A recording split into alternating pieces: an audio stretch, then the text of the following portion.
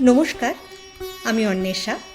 শোনানোর চেষ্টা করছি নতুন বছরকে নিয়ে লেখা একটি কবিতা। যদিও কবিতাটা কয়েকদিন আগেই লিখেছিলাম, বছর শুরু হওয়ার ঠিক আগে আগে, তখন চৈত্র মাস। তো সেই সময়কে সঙ্গী করেই এই কবিতাটি লেখা। শুরু করছি।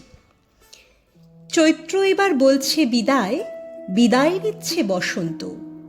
নিয়ম মেনে বছর ঘুরে গ্রীষ্ম নেবে দায়িত্ব।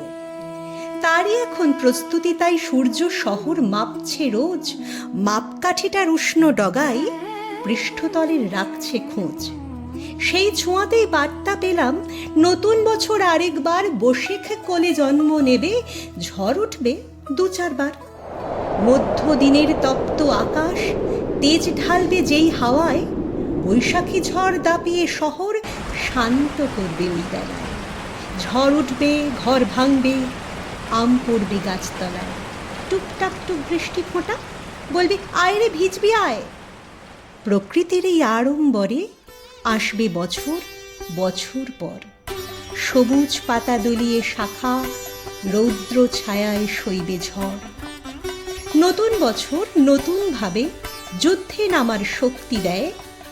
ভাঙন শেষে আরেকটিবার নতুন রূপে বন্ধু হয়।